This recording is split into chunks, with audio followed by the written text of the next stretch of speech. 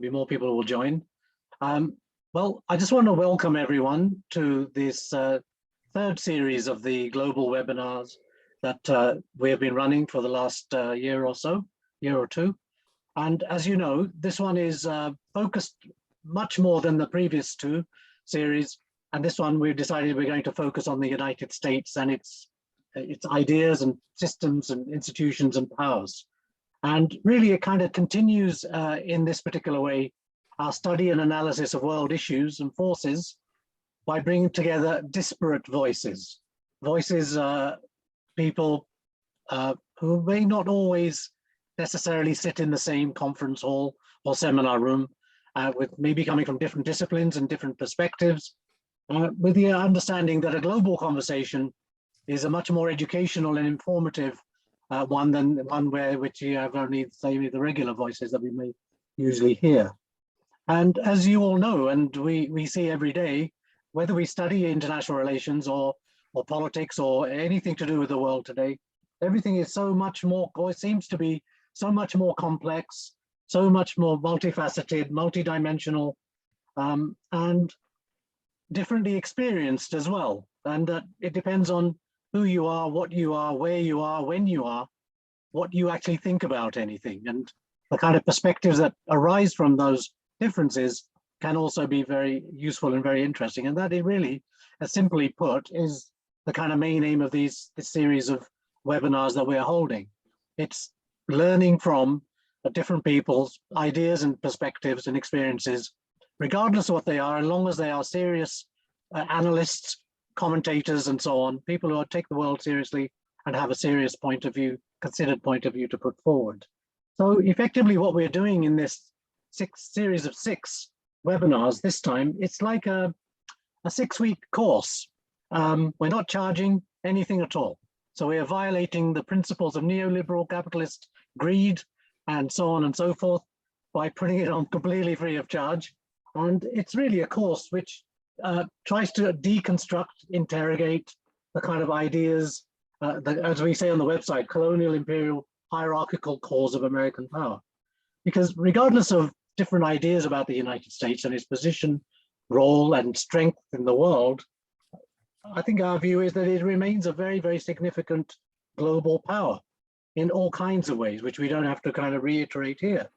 But we've seen this power reasserted in the last 6-7 weeks or so in regard to the Russian aggression in Ukraine and the responses to it, which have been very systematic and comprehensive and wide, very wide ranging and quite deep and thoroughgoing in their effects. And the key thing is that while this power remains very, very significant, very often our perspectives on that power, on what it is, where it's going, what the foundations of that power really are, within broad mainstream scholarship, tends to be often very narrow and dominated by a kind of US centrism, or at least a kind of West-centric attitudes and views, or very narrow theorizing and so on, and very often ahistorical as well. And so the idea of this global webinar series in particular is really to open the whole field of the United States in the world up a bit more and try to look at some of the kind of big issues regarding American power. And we've broken it down, as put on the website, into 6 kind of 1 week, 6 series of panels on 6 themes, which we hope kind of, it's not comprehensive, but it is a fairly systematic look at the kind of sinews of American power. So this week, we decided that we would start with exceptionalism, with American exceptionalism, which in a way is the bedrock ideology of the United States. And it's fundamental to the United States historically, its formation, its self-concepts, and its activities and behaviors around the world, or at least how they're rhetorically justified and so on, and understood by so many. So interrogating that we felt was really important as something to do very early on. But racial capitalism in the last 2 or 3 years, for me anyway, I'd never heard the term much before that, but it certainly has become onto the kind of horizon of our sort of viewpoints. And so the next week, we're going to be talking about racial capitalism as a kind of driver, impact and influence on the world, particularly from the United States perspective, Then again, we pursue the race theme in terms of world order building and the role of race within that. And then we look at we're very used to looking at soft power as a kind of key defining element of American hegemony. But that week we want to look at something different, which is kind of something that John Dower does in a relatively recent book. He looks at the violent American century. What role has war and military and other kinds of violence played in the building of American power?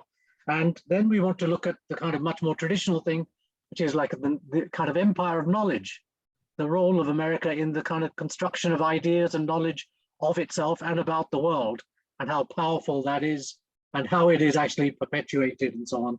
And then finally, we're going to look at the kind of biggest issue, strategic issue, or one of the biggest strategic issues until Russia attacked Ukraine. That is the sort of relationship between the United States, the West, and China, and the kind of re-emergence more recently of a kind of yellow peril kind of politics. So with those 6, not exhaustive, but certainly kind of entry points into discussing some big issues. That's the aim of this series. So if you were to follow the series from the beginning to the end, that would be like a course. And with the strikes that we had this year in the British Academy, that's probably more than half the teaching that I actually managed to do as a result of that. But here we are, free of charge, not having to go on strike, a teach-in for everybody who wants to come along. So with that, I'll hand over to Oz. Hassan is going to introduce himself as a co-host and co-chair, and then he'll hand over to Juvaria to introduce our speakers for today. Thank you.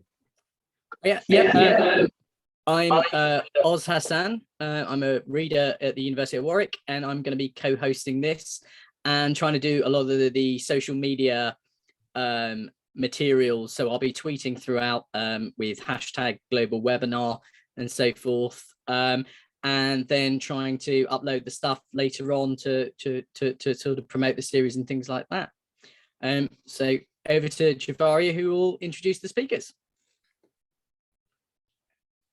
Okay, great. Thank you, Oz, and thank you, Inderjeet. So I'll just do a very quick introduction. Our theme, as Inderjeet has mentioned today, is US exceptionalism. So we're very lucky to have 3 experts join us. Raul will hopefully join us in a bit. I might be having tech issues. So I think we can begin with introducing Professor Hilde Restad, who joins us from the Oslo New University College.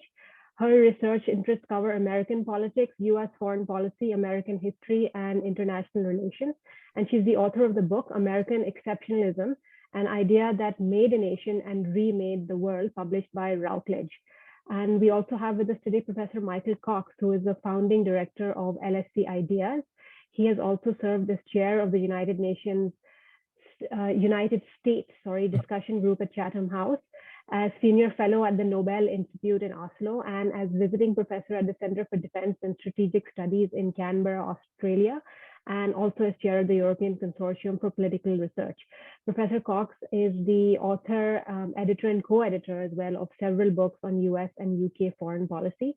And hopefully soon we'll have Professor Raul Rodriguez join us from the University of Havana, where he is director at the Center for Western Hemispheric and United States Studies.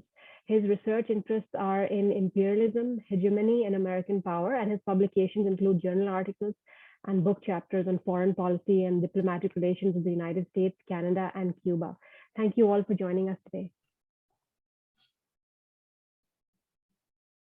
Okay, so Hilde, if you could go first, you have about 18 to 20 minutes, please, and then follow straight after that by Mick and hopefully Raul after that, and then we'll go to a Q&A. And I should remind the audience, please put your questions into the Q&A at any point during the proceedings, and then we'll get to the questions as best as we can after the speakers are done. So over to you, Hilde. All right. I hope you guys can see my presentation and hear me. Is everything okay? All right. Thank you guys so much for inviting me to talk about my favorite topic. The joke's on you because I'll never stop talking. So at some point you'll just have to interject. Okay, so I'm going to try to do 3 things in this short presentation. I'm going to first sort of ask and clarify how I think we should define and study American exceptionalism, because I think it's good to start with definitions before we do anything else. And then I'll talk a little bit about my own attempts to sort of deconstruct this concept, American exceptionalism, and historicize it. And then in the end, I'll present something I'm working on right now, which is a sort of periodization of US history and this narrative of exceptionalism, and hopefully have time to tell you all why I think the US is in an era of a fourth founding that has severe or very important implications for American exceptionalism and US foreign policy. All right, let's see if I can do that in 20 minutes. So what is American exceptionalism, first of all? My research is based on the assumption that American exceptionalism is an ideational construct, not a sort of material reality. And so you can see it as part of a national identity, if that's a term you like to use, or a master narrative, if that's a term you like to use. But the point is, it's a set of ideas, not a sort of material reality. Building on actually Oz's colleague, Trevor McCriskin at Warwick, I think it's helpful to sort of categorize America or divide American exceptionalism into three ideas. First being this belief that the United States is superior to the rest of the world, and superior, not unique. Saying you're unique and different is one thing. Saying you're superior is something else. So the first idea is that the United States is superior to the rest of the world. An implication of that would be the second idea, which is if you're superior, then you're going to have a very special role to play in world history. And the third idea is, being an exceptional and superior republic, it's a republic that will rise to power, but will not fall from grace as previous republics in world history have. Okay. Basically, what this means is that one can view American exceptionalism as the American expression of a kind of civic nationalism, a nationalism based on a set of ideas rather than characteristics of ethnicity or religion, etc. Really briefly, I just want to park to the side another another approach in researching American exceptionalism, which I've titled the objective approach, which you find sometimes in social sciences, where people want to compare the United States on a set of criteria, degree of this or rates of that, and through that ascertain to what degree the United States is exceptional, which I think is entirely unhelpful, because if you're going to use the term exceptionalism in a sort of objective comparison of the United States to other countries, you're not actually performing in a sort of objective or neutral comparative political project. You're performing this exceptionalist identity. So there's a difference between a subjective and an objective approach, and my approach is approaching it as a subjective idea. Okay, so exceptionalism then is a kind of master narrative filled with a kind of promise. It's this set of ideas about what America is and what it will be in the future. It's a sort of progressive narrative, the ever more perfect union that is being created. And that has very strong discursive power in American history and American politics. This is something we're very used to hearing from American politicians, right? From elites, from various important actors in American society and culture, both in the United States and also outside the United States. But it is also a narrative that's contested. And what I will get back to in the end is, I think right now the United States is trying to found itself for the fourth time in its history. And the battle is over this identity. What does it mean to be American? Who gets to be American? And what does America mean and represent in the world? So I'll get back to that. I think I'll talk more about later. I think this involves a sort of dichotomy between ethnic versus civic versions of nationalism. Okay, so secondly, let's try to deconstruct this very used and abused term, American exceptionalism. So my first attempt at sort of being or critically approaching American exceptionalism came when I was writing my book based on my experience of having taken American politics classes in graduate school in the United States. So my PhD is from the University of Virginia. And I came there as an American politics major. And all the way that American politics and history was taught to me, or American political development, as it was called, was through this, it was very influenced by what's called the consensus era historians, the 1950s, the Louis Hartzes of the world, which had a very specific view of American history and American exceptionalism as a sort of defined by hegemonic liberalism. The United States was fundamentally a liberal republic. It was an Enlightenment republic, and it only had this one tradition. It had this tradition of civic nationalism, and there were no other traditions. And that's how this was sort of taught to me.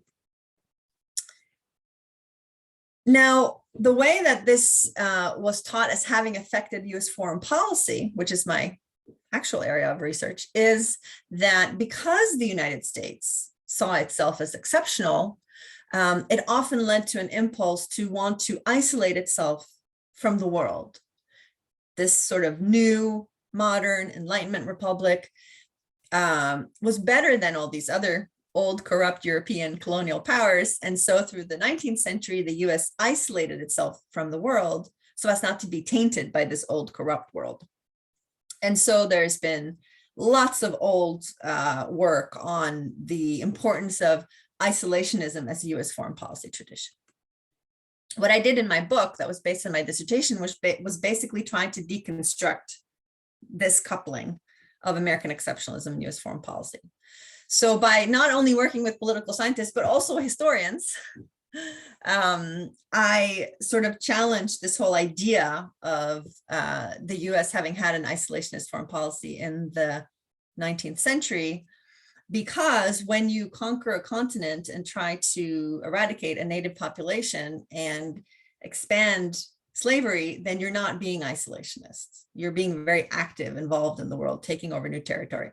So this old dichotomy in the literature on American exceptionalism and US foreign policy was the US can either be exemplary, exceptional, and have an isolationist foreign policy away from the world, or it can be a missionary kind of exceptionalist and go out into the world and try to change it, i.e. Woodrow Wilson. So my first attempt at deconstructing American exceptionalism was to deconstruct this dichotomy and say, this doesn't work when one of the foreign policy traditions you say American exceptionalism causes doesn't exist and never did exist.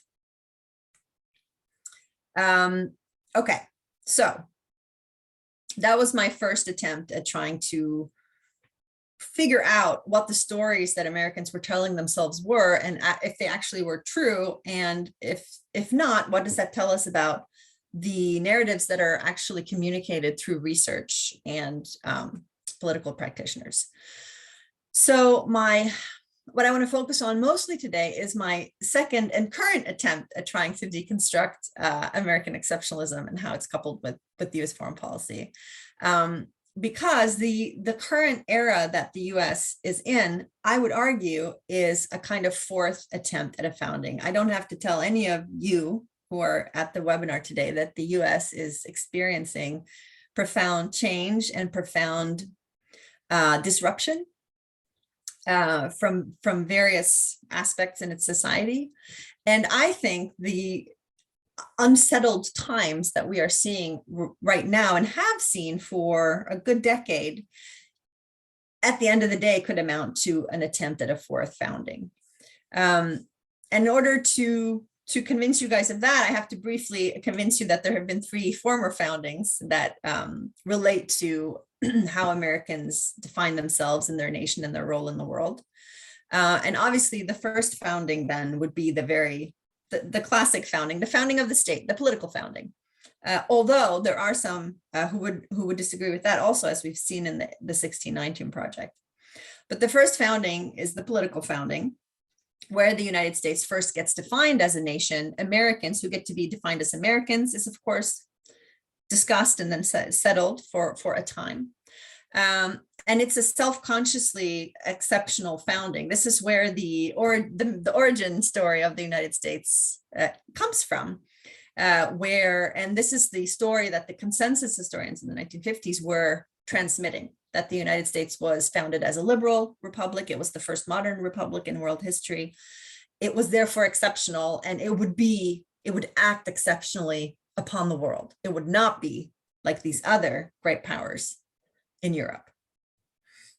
In this story, in this narrative, bad things like slavery were not an integral part of this story or narrative. It was sort of the exception to the rule, the very, very unfortunate aberration that didn't define the United States, but it was there. Now, another way of seeing the first founding is to see it as essentially founding two competing republics. You have this liberal republic in the north, but you also have a slave confederacy in the south, and that these are the two republics that went to war against each other because they had clashing visions of who were the true Americans, what rights should these people have, what does the United States stand for, and how should it act in the world. All of these things clashed in the Civil War, which was the second founding. Or rather, once the Union won the Civil War, the attempted Reconstruction was the attempted second founding, which historian Eric Foner has called attempting to found the United States anew as a biracial republic this time. So the first republic having been a white republic. And there were, as we all know, very important progress made towards this goal. There were constitutional amendments that were hugely significant. There was progress. There were Black senators and Black representatives elected from the South into Congress. But as we also know, the attempt at a second founding failed in 1877. Union troops pulled out, and a kind of slave confederacy 2.0, this time a Jim Crow apartheid republic, was then allowed to exist in the South. So the way that the North and the South reconciled these two very different visions of the United States and what made the United States special was not to found a biracial republic, but a sort of expanded white republic where some groups got more rights, but you still withheld the full rights of citizenship from important republics, parts of the population. And while the South lost the Civil War, it certainly won the battle of the narrative and the lost cause narrative being so incredibly important, not just in the South, but in the rest of the United States from 1877 forward. So when I went to Charlottesville, Virginia in 2003, the flying the Confederate flag or reenacting Confederate battles was heritage, not hate. Because the Civil War had not been about slavery, it had been about states' rights. And that's the lost cause narrative. And it reigned supreme for a very long time. Accompanying this, the failed Second Republic, was a civilizational foreign policy from a white man's burden kind of foreign policy that was both continental and then also was stretched overseas as well, belying any kind of isolationism. Okay, as we all know, after World War II, this narrative tension of what the United States was and what it was fighting for in the world became untenable. So the US had fought a war against a racist ideology, Nazism, but had segregation at home. And so the civil rights movement and the Cold War, as we know, is closely connected. And the sort of empirical realities on the ground went against what the United States was saying about itself, to itself and to the world. And with this third attempt at a founding, you had very important laws again. You had the Civil Rights Act in 64 and the Voting Rights Act in 65, which isn't just history. It's a hugely important law that is still, that is contested now in what I think is our fourth founding. But this third republic, this is the republic of the consensus area historians. This is the purely liberal, the hegemonic liberal republic. It's creedal. It's about our ideals, not about the color of our skin. And it's sort of, we can say maybe that this republic is founded successfully in 1965 with the Voting Rights Act. The question is, how long does it last? Are we still living in it? So what are some indicators that you might be in a fourth founding? How do you know you're in a fourth founding? I think right now we're seeing some incredibly foundational battles over things that you've seen in the other foundings. Voting rights is one of them. So I mentioned the Voting Rights Act. The fact that the Supreme Court invalidated parts of the Voting Rights Act in Shelby County v. Holder is hugely important and is part of the reason I think we're in a foundational moment. The other thing that's happening now that has been happening at other eras in US history is highly important demographic change. So white Christian America is probably going to lose its majority. Well, white Christian America lost its majority. White America is losing its majority. And the United States may be becoming a truly diverse country, a minority majority country, which is leading to huge anxiety, which shouldn't be something that causes you anxiety if you are a truly creedal republic, right? So there's a tension there. But the US is about to hit its highest level of foreign-born share of its population that you haven't seen since the turn of the previous century, which is causing a renewed battle over what is the American narrative? Who get to be the narrators of the narrative? Who get to represent us? Who are the true Americans? And what is our role in the world? Okay, now I would argue that what accelerated the fourth founding was the election of the first Black president. Now, if we didn't know what happened after Obama was elected, Obama can be seen as the culmination of the third founding. He can be seen as the end goal of that progressive narrative. The more perfect union has now been realized. And he is representing the United States on the world stage in a different way.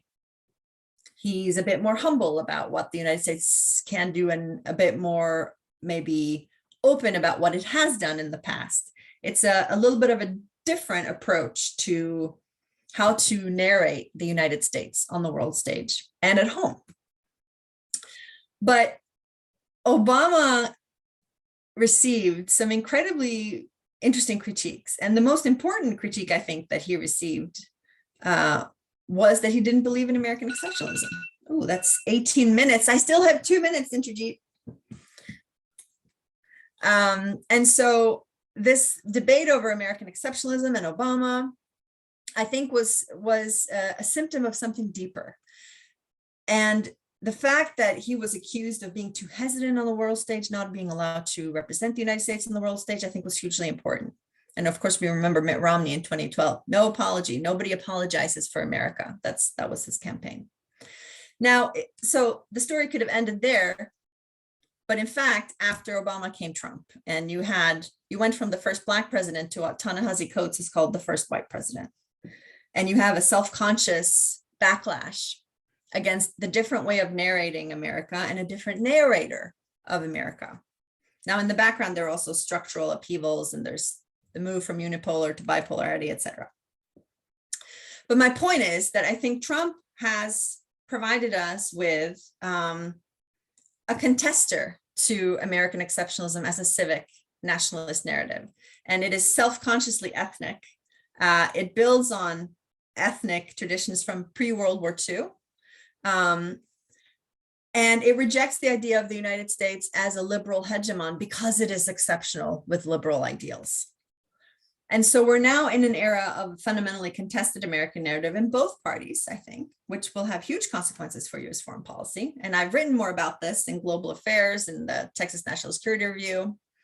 So to conclude, if you want to read more about this, go and read those articles. But I'll just say that I think constructing American exceptionalism entails deconstructing it, its coupling with US foreign policy and history and questioning the links that have been made. But also deconstructing its meaning by analyzing it as a form of nationalism that also has racial aspects. And that's sort of what I'm currently battling with a little bit.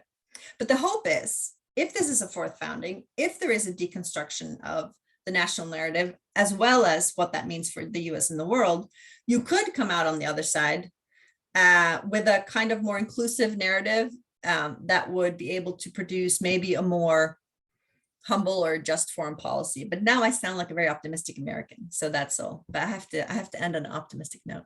So thank you. Great, thank you so much, and exactly on time. What a star! Thank you so much, Hilde. That was really interesting, and lots of interesting areas to explore as well in the Q&A. So thank you for that. And Mick, over to you. 18 to 20 minutes as before. Yeah. Okay. Floor's yours. All right. Well, firstly, congratulations to you, Inderjeet, and the team. Oz and others for putting this really interesting series together. And well done to Hilde, not only for sticking it to time, but also to put forward some really interesting and, let me say, original ideas. Whether it is a fourth founding, we'll have to wait and see. History is a series of, well, what is it? It's a series of paths. We're not quite sure which one the United States is going to walk down.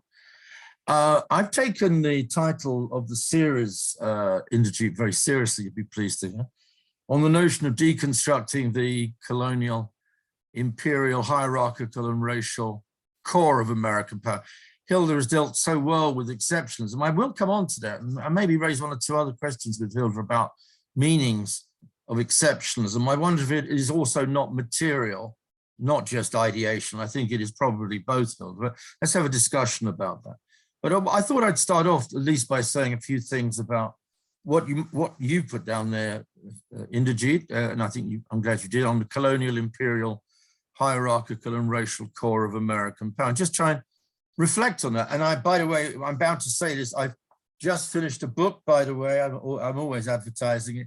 It's actually called The Agonies of American Empire. So I have absolutely no problems using that word empire, although I think a very large number of American historians and political scientists do, Hilde, which in itself is an interesting phenomenon, isn't it? This empire by denial or empire in denial. And that in itself, I think, is a very interesting area where we could actually have a fruitful discussion, Inderjeet, I think. Let me just deal with the colonial aspect of it. Of course, the United States is the first new nation, to use the term once used by Seymour Martin Lipset, a great sociologist in the 1950s and 60s.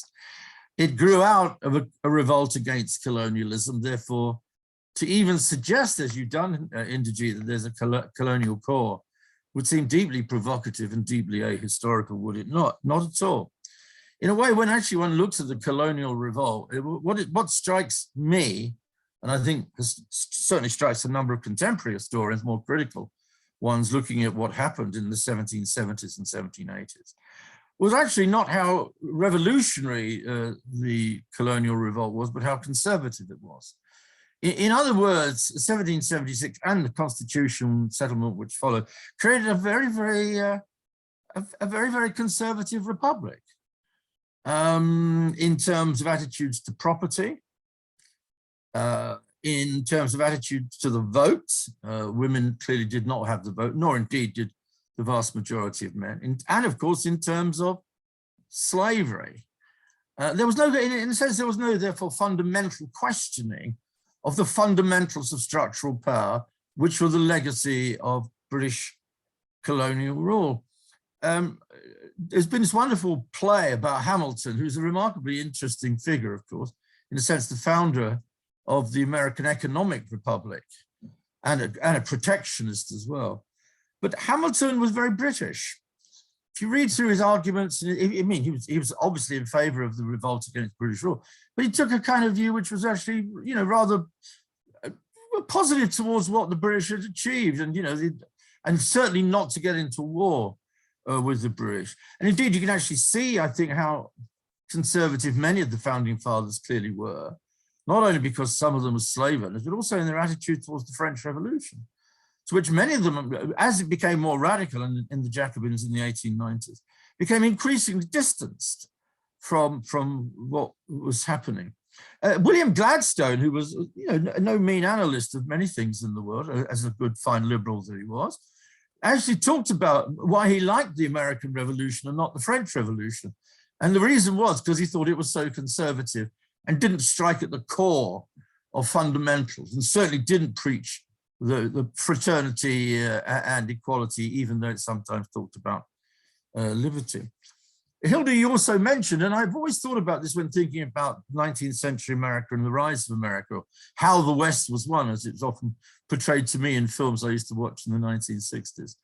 You know, the film actually kind of reflects on that, Inderjeet, and reflects on what was actually what was happening across the whole of the expanse of America was actually a form of colonialism. I mean, it was driven by the same ideology, that one could expropriate the property of those who were not white.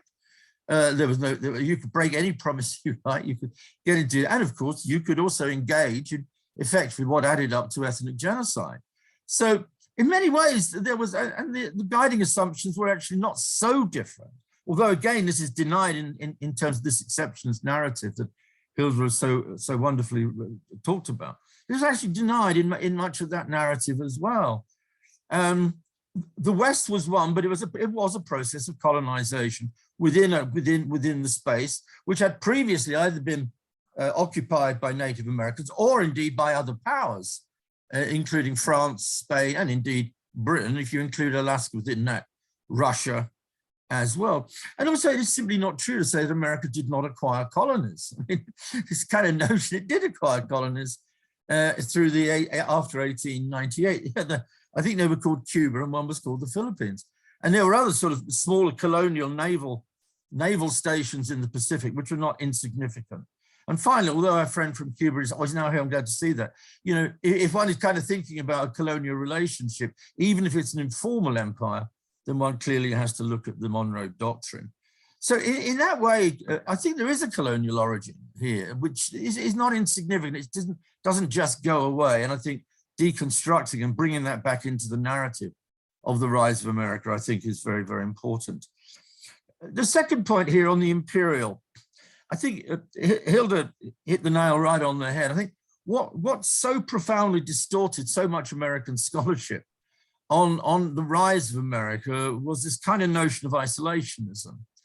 Now, I was a great follower and still a great admirer of one of the great Wisconsin historians, William Appleton Williams, whom I didn't get to meet, but I did meet many of his followers and many of those who were influenced by Bill Williams up in Wisconsin. And I was influenced more than anything else, I think, by one of the things he wrote many, many years ago, long before his death, obviously, on the myth of American isolationism. And also on the notion that you could actually talk of America as being an empire, even though American and certainly consensus historians like Louis Hartz and many others didn't like to talk of it in those terms. Indeed, if you actually go back, Jefferson himself, there's a very famous quote, it's often quoted, and I certainly use it quite frequently, the notion of an empire of liberty. And that term itself of empire of liberty is a very interesting blending, isn't it, of two kind of fundamental notions. One, as a founding father, he had no problem with the notion of empire at all. In the same way, by the way, nor did Theodore Roosevelt nearly a century later. But combine that with the notion that this was an empire would create the conditions of liberty, at least for those who could participate within that empire. One could go into this in so much more detail. Why this constant denial that America is imperial, this constant denial of America being a form of empire? I'll come on to that in a while, but the words are simply used differently, but they simply add up to the same thing. One of the most influential articles I think probably ever written about America was not written by an academic, but was written by a newspaper publisher, and you know who I'm talking about, Hilde, Henry Luce, in 1941. Now, he talked of an American century. Now, I don't think the word empire or imperialism or imperial appears in Luce's rather remarkable and deeply influential article. But nonetheless, what he's really saying is that America has the power, America has the capacity, America has the need, in a sense, to redefine both itself and the rest of the world to make the next century or the next 50 years after the end of the Second World War, which had not yet broken out, by the way, when he wrote the article in February 41, to make it into an American century. I'd also make one other point here on the question of imperial. If you actually look through the writings and the reflections and speeches and in some of the archives, people like Dean Acheson, who was extraordinarily influential, of course, after World War II, and has written some of the best memoirs of that period as well, by the way, Present Act Creation. Nonetheless, it's very interesting what Dean Acheson says, this kind of notion that they were taking over from another empire, the British. You know, there's an enormous amount of notions that those who were Present Act Creation, including Acheson and others, although they were American and therefore different and therefore exceptional and saw the world in different ways to the British or to someone like Churchill, nonetheless, there was this notion of the baton being passed on. You know, the old notion to, you know, from the Greeks to the Romans, or was it the other way around? it doesn't really matter. But imperial analogies have come up time and time again. I once had the great fortune or interest to be in Harry Truman's library in Independence, Missouri, and being a very nosy academic, I looked at the books that he wrote, he read, and there's an enormous amount there about the history of empires. It's really quite interesting, because if you are the emerging great power, whether you don't want to call yourself an empire or something else, you kind of want to learn about the past. And of course, here again, lessons of what happened to Rome, lessons of the Greeks, the whole notion of even being based in a Hellenic tradition, the notion even of a Western civilization, which in itself, as they defined it, going back to the Greeks and the Romans, is actually extremely imperial.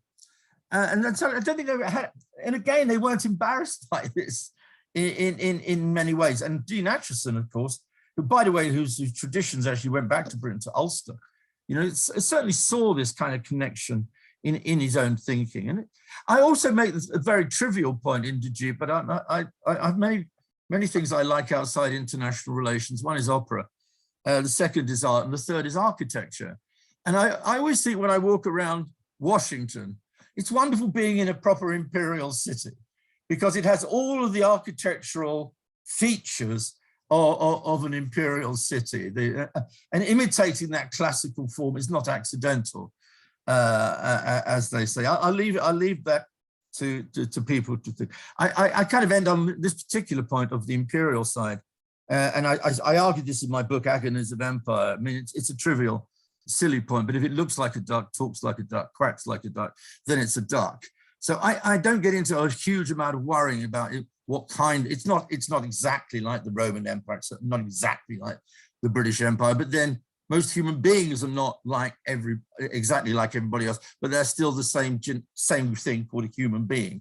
So I have no real problems, therefore, in this term empire. I think it just opens America up for comparative research and from comparative reflections, as well as actually pointing to something which you've written about, Inderjeet, and Hilde's pointed to, the extraordinary extent global power of the United States even today, even after the Iraq War, even after the 2008 crisis. And as you pointed out, Inderjeet, I'm glad you did at the very beginning, the extraordinary American response post-Afghanistan to Russian aggression. You know, I mean, Ukraine may not any longer be in the fight if it were not but for the United States and American weaponry.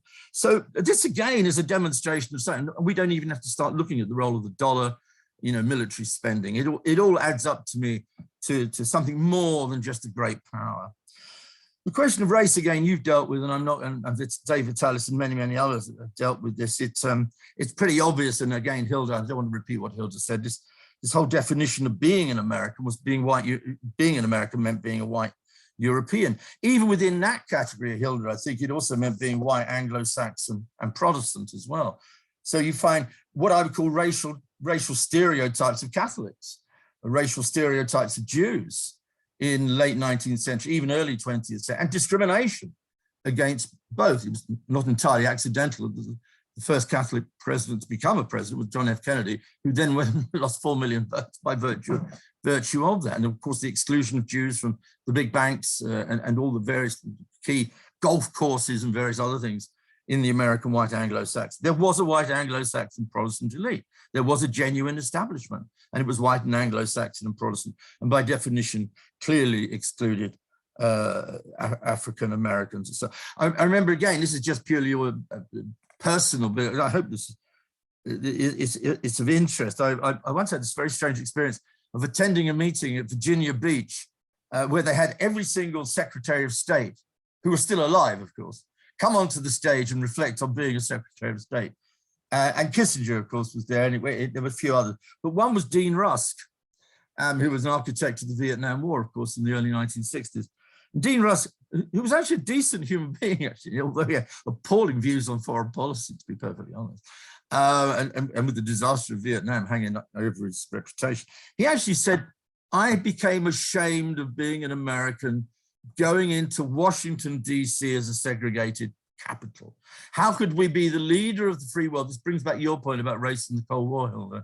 How could we be the leader of the free world, you know, credibly, and nonetheless have a capital which excluded all people with dark colored black skins from going into a restaurant or going into cinema or going to certain kinds of hotels. Now, of course, much of that has changed, as you point out, with the 1960s, but nonetheless, I think that is important.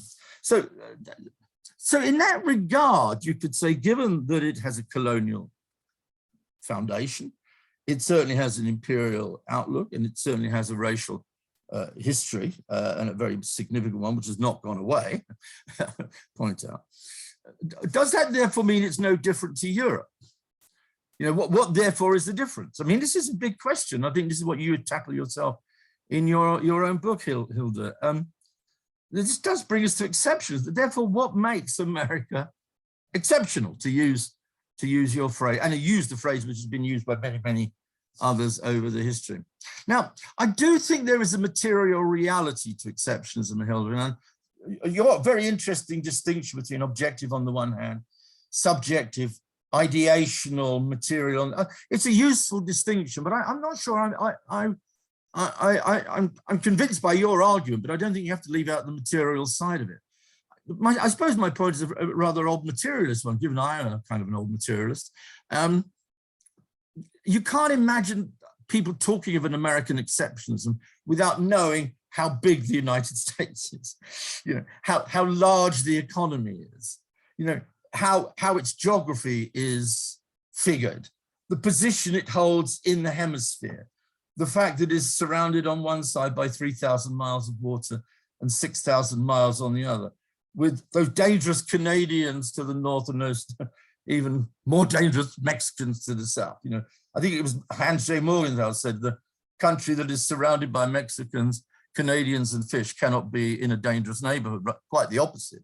And of course, then you add that to this huge geography of the United States, this peculiarly blessed geography of the United States with its resources, with its extraordinary amount of fertile land.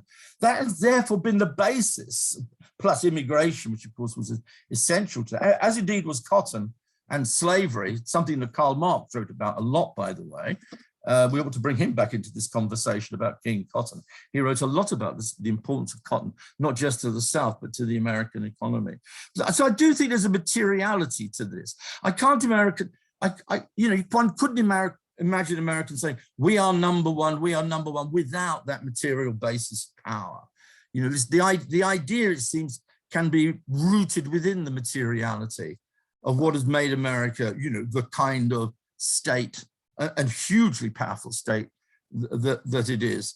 I think also the very fact that it has gone through 3 great wars of the 20th century, and at the end of each war emerges stronger, not weaker. Now, why has that been so? It isn't because of the superiority of the American military. It is simply that geography has made it possible, and in distance from being attacked or being destroyed, as many European and Asian powers were. You know, so I think that again must be brought into making for a certain kind of belief system, which I think you quite rightly emphasize. I think at the heart of American exceptionalism, and I don't think this is a difference with what you've said, Hilde. I think I would almost define American exceptionalism. We are American, we're not Europe. It's a kind of not, even though we grew out of Europe, and even though we grew out of European immigration, and we grew out of the Europeans coming, not only Europeans, I think that is also an important part of American exceptionalism. I remember that phrase, that wonderful phrase that George W. Bush said in the middle of the Iraq War: we don't do empire, we do liberation. The implication being it's Europeans who did empire, we do liberation. We don't do colonialism, we don't do colonies. So I think also I'd add into the notion of exceptionalism, Hilde, and I don't think it contradicts what you've said in your remarks, the notion, a strong belief that it is not Europe. It is, in a sense, the opposite of Europe. Europeans escaped Europe to become not Europe, and to therefore create an entirely different kind of polity, society, and set of beliefs. This is also informed, and I'll try and bring my comments to an end very quickly. I know I'm going on a bit too long.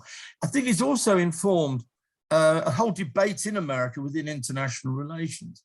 It's quite interesting the way that some of the key influential figures in American international relations, I mentioned 3, Hans J. Morgenthau, George Kennan, and of course, latterly Henry Kissinger in the 50s and 60s.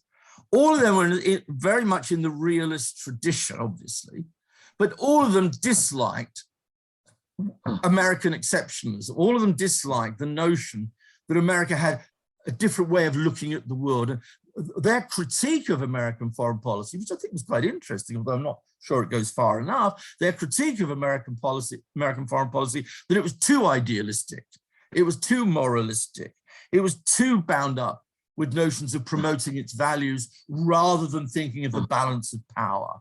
And I think that's a very interesting part of the ways in which the exceptionalist discourse is also influenced in the IR tradition. Even the notion of a liberal international order, which of course has become the great trope of the last 20 years, now much criticized, of course, even that in a way is a kind of America being exceptional. You know, they're not building a balance of power with other states.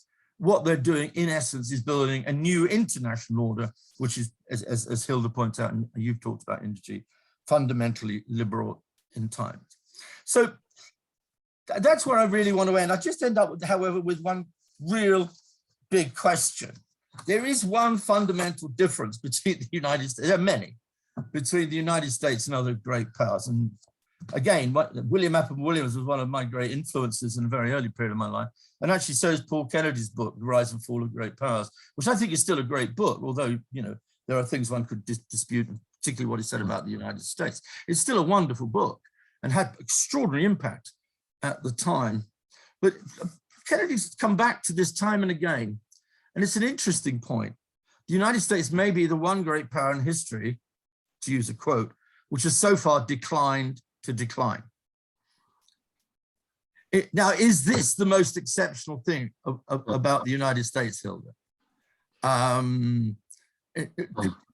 Historical analogy may help us, but historical parallels may not help us understand the specificities of American exceptional power, which is both objective in my view, as well as ideational. I'd also end on one other point here, and this is my final point.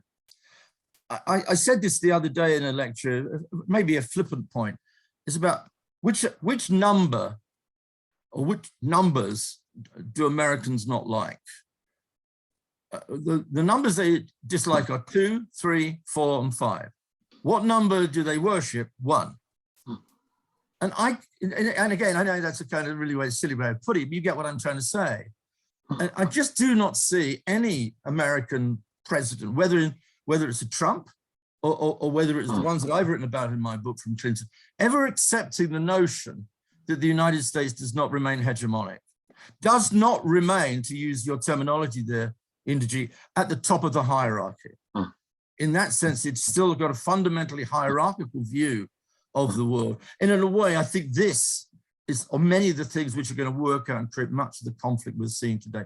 Possibly even the Russian invasion, the Russian war against Ukraine, execrable and appalling though it is, and should be condemned by anybody on the left by definition, it seems to me. Nonetheless, this, in a sense, grows out of a resistance to hierarchy. Now, I don't think that's the real reason why Putin has done what he's done, but if one sees what China and Russia and many others are saying, we won't accept, you know, a permanent hierarchical order with America at the very apex of it. On the other hand, I don't see any American president, whether it's a Biden or a Trump, ever accepting any other order in which the United States does not remain number one. Thanks for listening. I'm sorry I went on a bit too long. Oh, that's fantastic. Thank you so much. And a lot of very interesting questions for Hilde there as well, and some overlaps in your analysis. A bit more of a pessimistic ending, I guess, to your talk compared with Hilde's, but thank you so much. Really interesting, and loads of issues to take up a bit later on as well. And I encourage people to put their questions into the chat, and I see there's a couple all there already. So thanks, Mick. We're going to our third speaker. Great to see you, Raul. Thanks for joining us.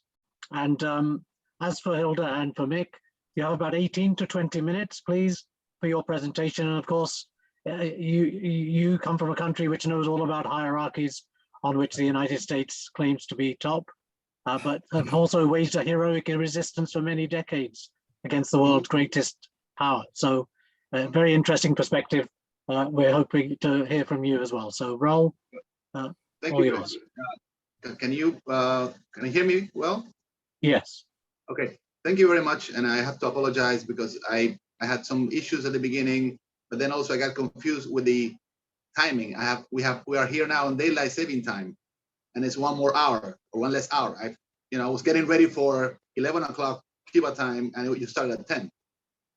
Anyway, I'm here, and I missed some, but I really enjoy and I accept this invitation as a great honor and as a great opportunity to share my views.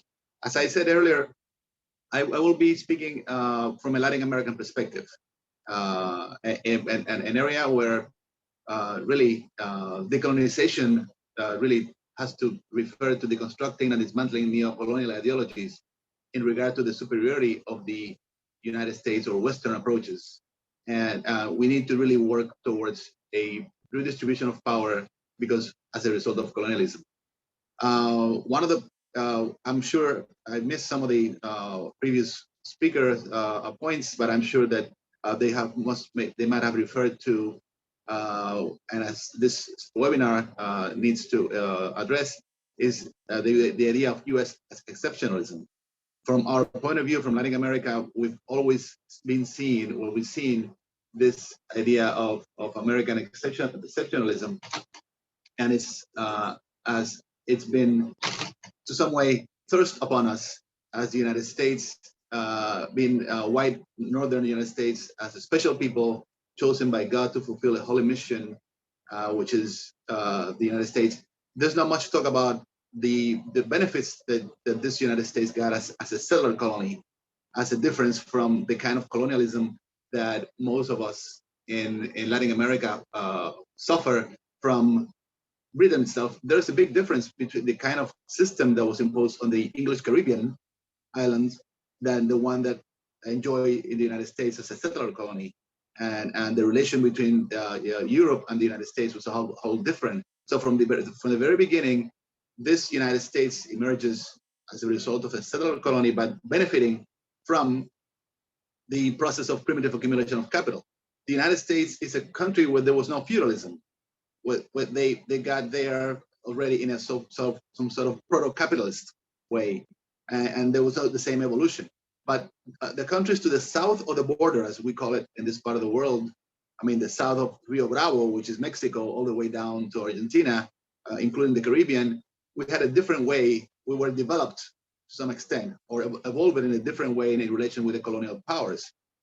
And the whole idea that has always been presented to this part from the United States, as the United States grew its economic and military power and interpret this signs of divine providence. Religious-based feelings of moral superiority became integrated with the political revolution and this kind of liberal democracy that has its basis in American exceptionalism. That I wouldn't even call American, I would say US exceptionalism, because America is whole of America, but that's another, it's a way of deconstructing this whole concept. Also, most statements of American exceptionalism presume that American values and the political system and the history is unique. It is true. I was listening to the previous speaker, and there is a lot that has to do with geography, with the expansion. But how was that expansion achieved? That expansion was achieved at the expense of Native Americans, who were considered savages and an inferior race. There's that expansion, that size, that huge idea also was attained at the expansion of weaker states like Spain and Mexico. And in a way, one of the reasons why there's a Canada is because the British were on top and they would not go up, they would go west and south. So this expansion was at the expense of what they consider weaker and other people. There's a racial element here in the expansion to the west. So as we see it from here, the United States ruling elites for a long time have emphasized its post-colonial status. That is, that they broke away from Britain, and they are also a result of an anti-colonial struggle. And but that really misses the aggressive neo-colonial relation that the United States have projected over Latin America and the Caribbean for the last 200 years. As you said earlier, Cuba is one example of that. I'm not going to center this talk on Cuba, but I would be happy to answer questions about that. But essentially, that is an example. And the core of that, from this part of the world is what is known as the Monroe Doctrine. The Monroe Doctrine is a document and a statement of foreign policy that was really organized and fed in by Thomas Jefferson, Adams. Is Monroe the president, but they were behind. They represented a new republic that prided itself of new, unique ideas that other nations, especially to the Western Hemisphere, had to follow. In contrast with the Europeans, as the previous speaker says, non-European, but non-European meant being more advanced in some ways, which in some ways they were, in terms of a political system that was more democratic than what we had in Europe, and also the concepts that were unheard of in this part of the world. Remember that the Latin America and the Caribbean, mostly Latin America, South America, starts emerging from colonialism in the early 19th century. So these new republics are grappling with how to build this questions, and that's where the Monroe Doctrine comes in.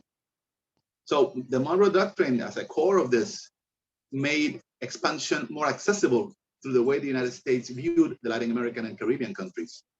Intervening in Latin America was a way in which the nation fulfilled its ideological goal of spreading American exceptionalism and all these concepts. The Monroe Doctrine and later the Manifest Destiny are revealed two essential corollaries. The US elites asserted the importance of securing a base in the region, and today, in many ways, what is today known in Latin America as considered external to the country. We all know, I'm not going to go into detail about this Manifest Destiny, but essentially saying that the United States had the divine right to expand its experiment of government all over the West and then to the South, if possible. So we had a break after during the Civil War. There's no time to go into all that. But then with the rise of more European capital, available land, and immigrant labor, the United States really emerged as an economic powerhouse and went into what we would call, if we use one of the most widely used definitions, which of imperialism, towards the end of the 19th century, the Secretary of State, James Blaine, which is the architect of what is known as Pan-Americanism, says, I wish to declare the opinion that the United States has reached a point that where one of its highest duties is to enlarge its area of foreign trade. What are we talking about here? Imperialism, securing markets and securing the sphere of influence. In agriculture, with an immense proportion given by agricultural implements, we can do more than produce breadstuff for our people. Our great demand is expansion. Latin American and the Caribbean would be the logical area for that expansion. We have to understand here that the United States is already a regional power in this, and Latin America and the Caribbean appears as its immediate sphere of influence. So Pan-Americanism, and for that, I would suggest that the study of the work of Cuba's national hero, which is Jose Marti. Jose Marti lived in the United States and has ample writings about what the United States and its expansion. So what is Pan-Americanism? Well, essentially is the beginning of the institutionalization of the Monroe Doctrine. Create institutions, supranational institutions, and other kinds of connections led by the US, a US-led system that would really guarantee the United States hegemonic control over the region in competition with Europe, with Britain, and with France, mostly now from the economic point of view. The new phase, 1898, the so-called, if you look at the American books that starts deconstructing here, they say the Spanish-American War. They don't say the Spanish-Cuban-American War. The Cubans have been fighting for independence for 40 years against Spanish colonialism. And when the Cubans thought that they had the Spanish on the ropes, using a boxing term, the United States comes in with this idea of sort of moral intention of freeing Cuba. But what happened was that they established in Cuba a neo-colonial system. And of course, then later we hear Teddy Roosevelt calling Cuba that infernal little republic, because Cuba would not do what the United States, the idea that would accept the United States model, and the Cubans who were fighting for independence felt that their desires fell short. Of course, for them, it's an infernal little republic because they cannot stabilize it. Stabilize it for whom? for U.S. corporations and for the idea of but you read American history books, and there's this idea of a messianic Cuba Libre, which is not only rum and coke, is Cuba Libre is liberating Cuba from Spain. And here is also, you start hearing this idea of the United States as a reluctant superpower that goes into a war because there's no other choice, because the poor Cubans, which is partly true. I mean, the Spanish were committing atrocities. It's partly true. And in some ways, they did help end the war. But what came after was the installment of a neo-colonial relationship with military bases, a reciprocity treaty that linked the Cuban economy to the United States economy, with an amendment in the Cuban Constitution. I mean, people know all about that. I'm not going to go more into that, but that's an example of how the perception we have from this part of the world of that idea that the United States is an anti-colonial force. Indeed, it's not an anti-colonial force, it's a neo-colonial force for many of the countries, mostly for countries that are in their immediate area in the Caribbean basin. There are examples of countless of U.S. interventions, military interventions, all the way even to the last, Grenada, Panama, and many other ways that we could even talk about. Finally, we have a little time, and I'm be happy to answer much more of these questions. But we see that after the Second World War, as the United States really emerges more into the world scene as a global actor, a global superpower in the division, of the post-Second World War order, Latin America is not left behind. Then we see the consolidation of the inter-American system with the creation of the OAS, the Organization of American States, with the whole inter-American system that then evolves. During the war, there was the Joint Board of Defense, an inter-American treaty, which is called Inter-American Defense Treaty, that was not invoked when the British tried to recover the Falklands in 1982. It's supposed to defend the Western Hemisphere against extracontinental powers, but it's not invoked for Britain or France. It's invoked now for China and Russia. It's another discussion that we may want to take it later. So, but the creation of this inter-American system, a U.S.-led system that is based originally on the Monroe Doctrine and the idea of the Western Hemisphere and things alien, but it's a U.S.-led system that really gives the pillar for a kind of neo-colonial relationship of the United States with many of our countries. Not exactly. Latin America is very diverse, very wide, and there's a lot of things here for the sake of time. We could not go into specific sessions, but I would end in this point: the creation of this U.S.-led inter-American system, which we will have one example next June with the Summit of the Americas in Los Angeles, which is also, and this whole idea in the 90s of the creation of the free trade area of the Americas and all those aspects, is a recognition that imperial order cannot be maintained only by force and coercion. It requires hegemony, which is to say the acquiesce of subaltern imperial powers. In Latin America, we also have a subalternal class, which acts as a surrogate for U.S. domination in many of our countries. But that class has been built over the years. And where, if you look at many of the right-wing presidents in Latin America, and you look at the resumes, where did they study? In the United States. They go to Harvard, they go to Yale, they go to Princeton, and there's also a connection in the elites of the United States and the elites and the think tanks also. So it's a way of expanding that kind of.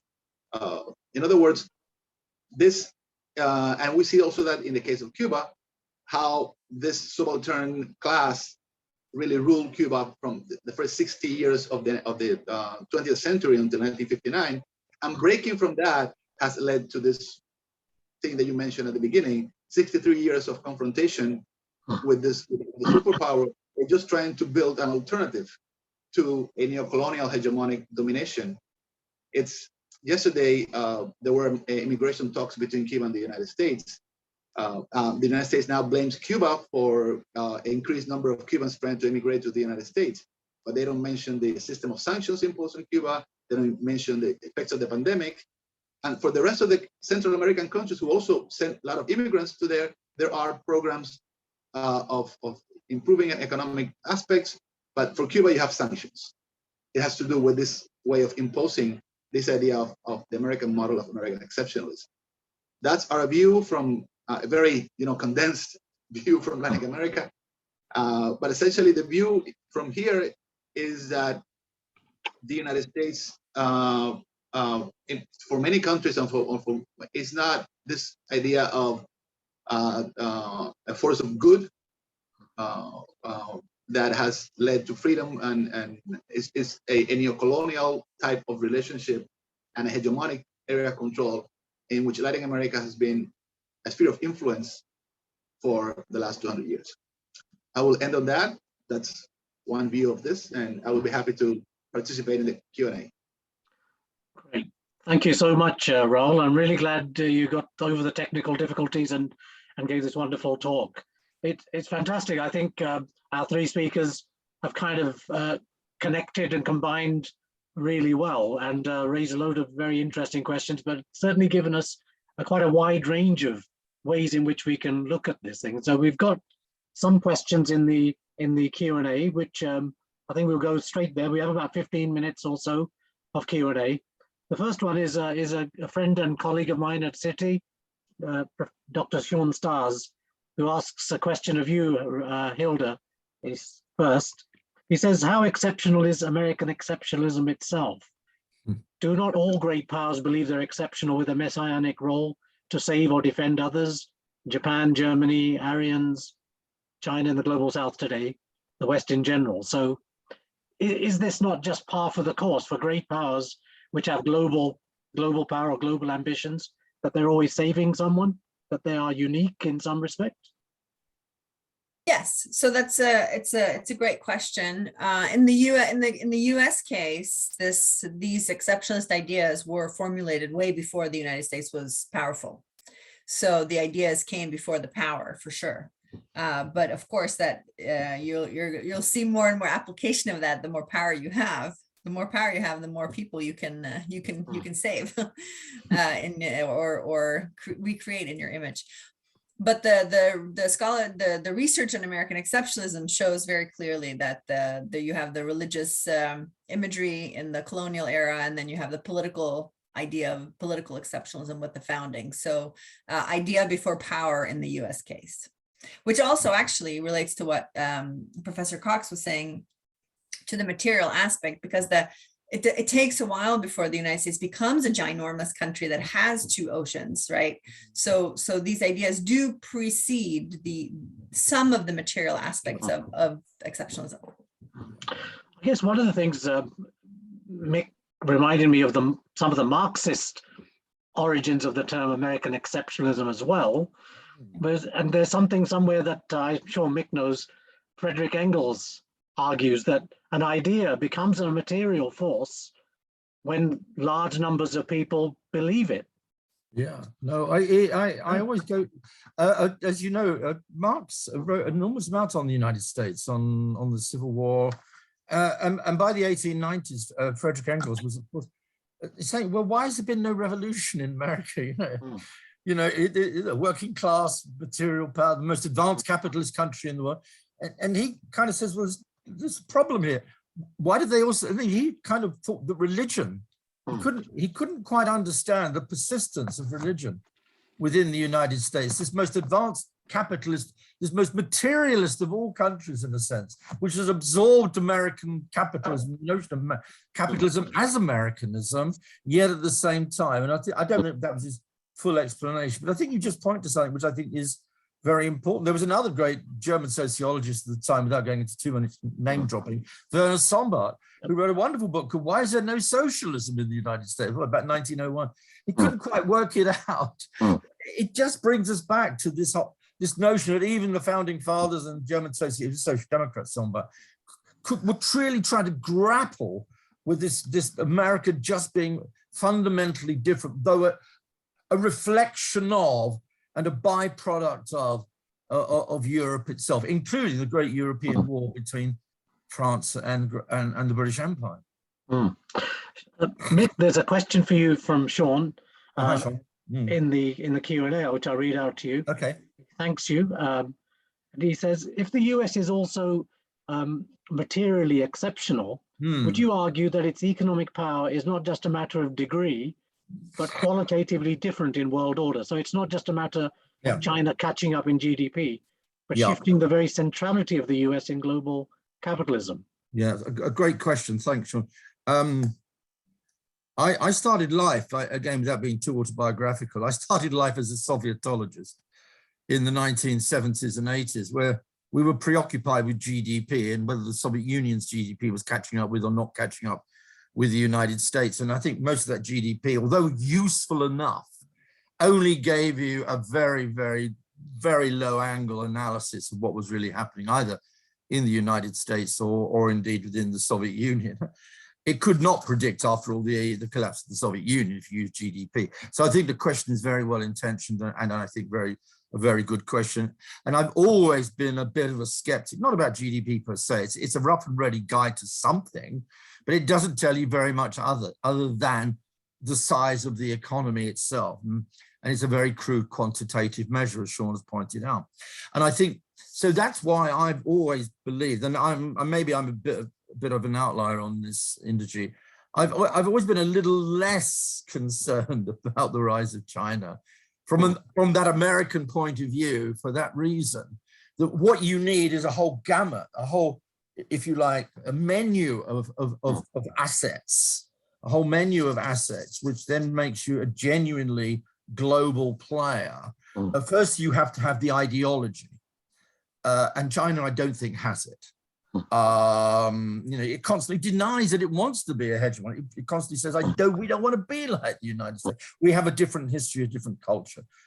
Secondly, you've got to have a currency, which becomes the universal currency. The British had the pound, and the United States, even today, has the reserve currency of choice, not the renminbi, not the pound, and certainly not the euro. Thirdly, you need massive global projection of military power. I see that my student from LSE, Jasmine, talks about the number of military bases, but very important. The United States still has, I'd say hundreds, some serious military hardware overseas. Think of the 35,000 in South Korea. Think of NATO. Think of the number, the projection of American military power in the world. And I suppose too, although this is more contentious, I think about this one. I suppose America also has an idea of it. So America's been on the right side of history as it's seen it.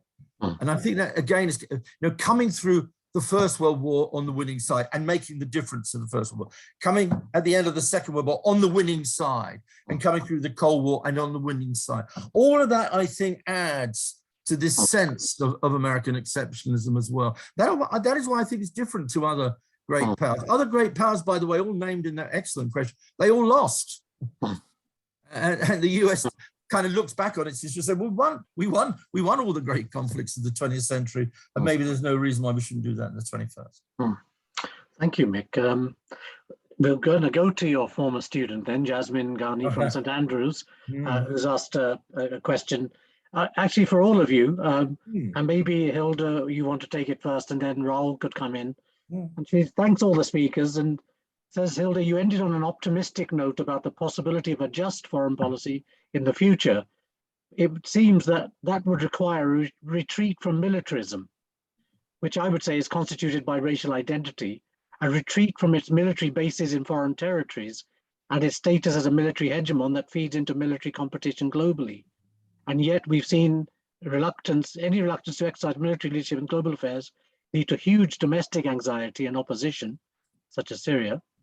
So in short, there's their domestic appetite in the US for a just foreign policy and all that entails with the loss of power and supremacy.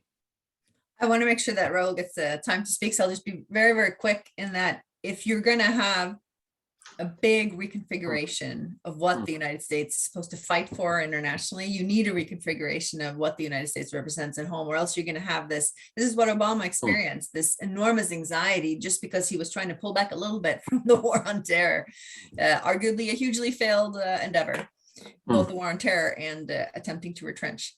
So I just want to, but I want to give it to Raul. And Can I just say, just pop in here a second, because looking at Bob Woodward's book on Obama's first few months and then Trump's first few months, the two respective books that he wrote, it's interesting about Afghanistan that these two otherwise very different presidents both asked the same questions of their Secretary of Defense and military, which is, why are we in Afghanistan? What's the end game? What does victory look like? And why are we spending so much money and blood and so on, treasure there?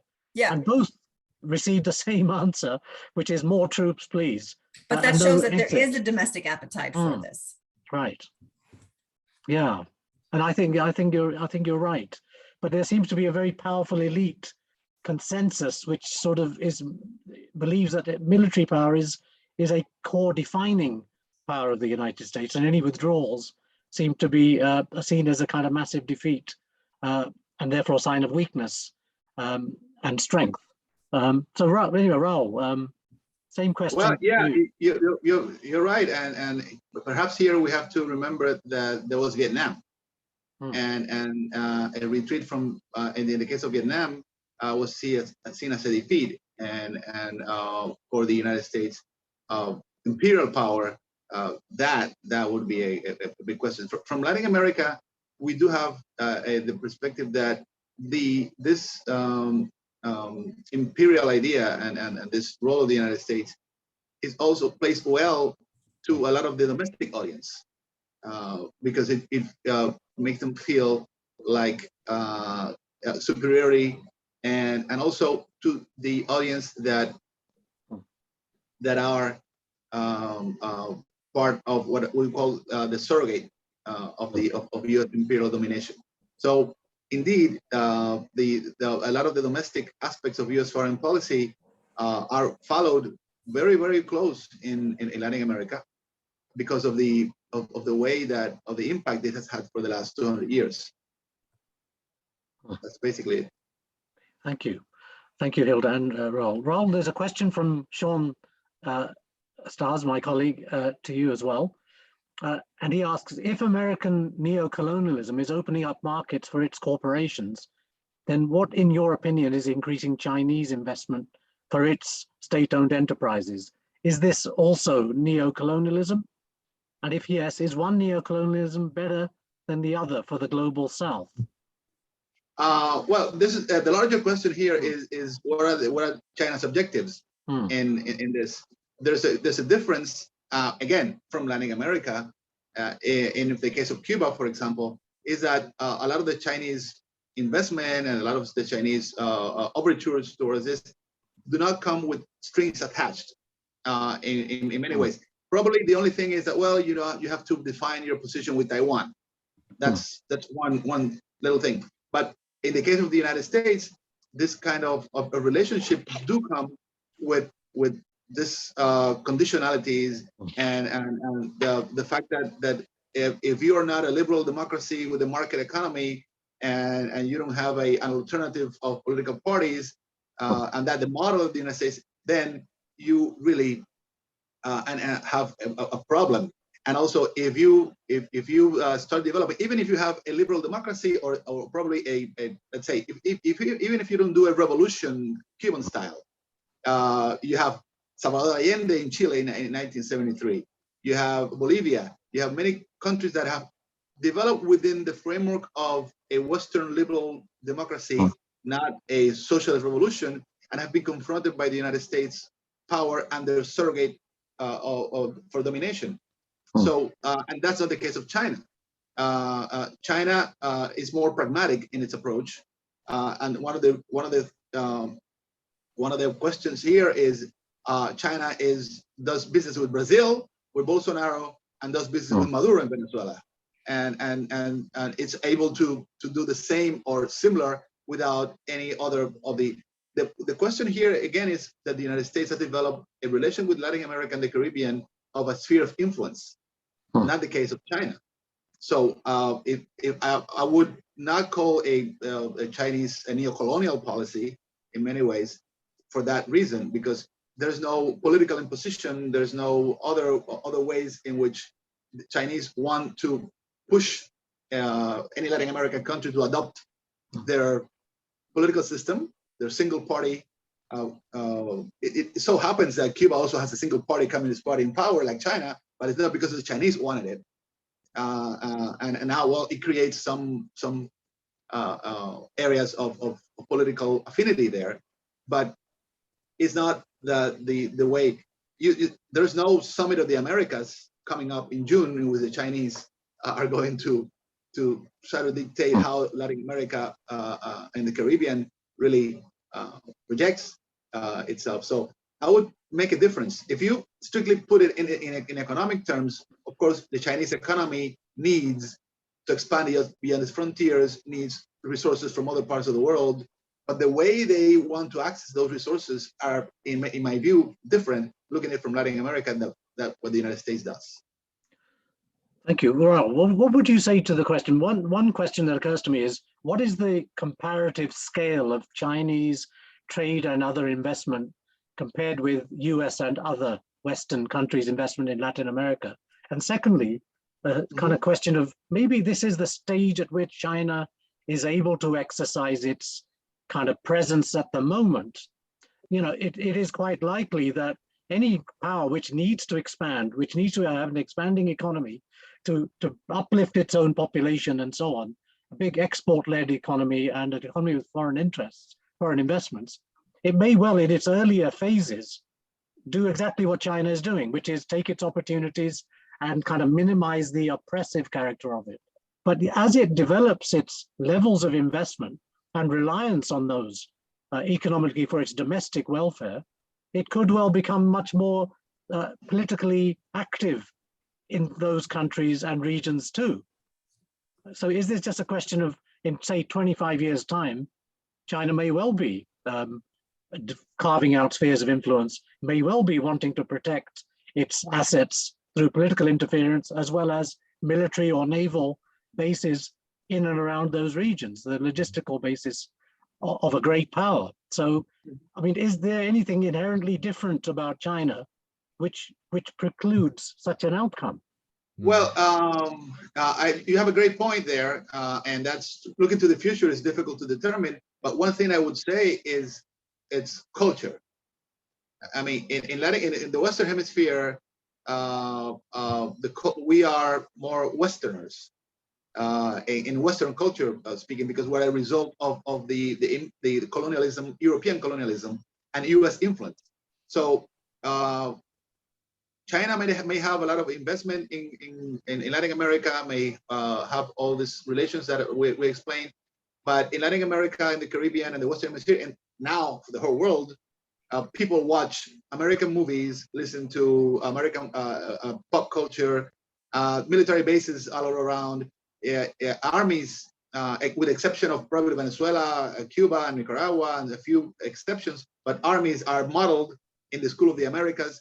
This inter-American system is alive and well. So the structure of hegemonic structure of the United States, while can be, in some ways penetrated economically because of the United States, is now a global power and it has overextended, to some who said that's another discussion, and has created holes where China has been able to make inroads. China and Russia. Again, I will go back, and when I go back, this is a very delicate situation now, speaking about Russia. But again, go back to Bolsonaro saying he's neutral on the Ukraine situation. Yep. Why is that? Because of economic. So we see China, yes, and economic. And now to your question, within 25 years, but I see more difficult that, for example, China in the Southeast Asia, because there's more cultural affinity, there's more, as well as also there's more fear as China as an empire. Talk to the Vietnamese, who would say, no, we don't want anything with China. China is our problem, more than the United States. But you just heard that in the last couple of days, China has signed an agreement with the Solomon Islands, a security agreement. And that's perceived as one of the aspects that you're already saying. So looking to the future, it may very well be, but I would say that the Latin America and the Caribbean region would be further off from that than other regions of the world for China. Great, thank you so much. Unfortunately, now we are out of time, and we are trying to be more disciplined about timekeeping than we used to be. There's a kind of anarchic carrying on into Friday evening, which I don't think went down too well with people with responsibilities for families and lives and that kind of thing. So we are going to stick to the time. I just want to say thank you so much to Hilde for a wonderful introductory talk, and then for Mick for developing in all kinds of ways interesting me. We couldn't explore every question. I really wanted to ask about 1619 and that whole kind of controversy around critical race theory and so on, but we didn't get a chance for that. Let's have another seminar. Well, we are actually, as it happens, next Friday, which is on racial capitalism. So I think maybe one of our wonderful speakers next week will be able to maybe illuminate us on that question as well. But I want to say thank you to Hilde, to Mick, and to Raul for their wonderful talks, and to our audience for staying engaged in the wonderful questions as well. We're recording this session. As soon as it becomes available, we'll make it, we'll spread the word, etc. And so that others who have missed it can see it. And if anybody wants to sort of pick up on anything, they can do so again. So thanks very much, Juvaria and Oz. I saw your tweets, some of them anyway, as we were talking. Next week, as I said, we have the talk is on the panel is on kind of US and racial capitalism, and we have Alex Barder, Professor Alex Barder from Florida International University.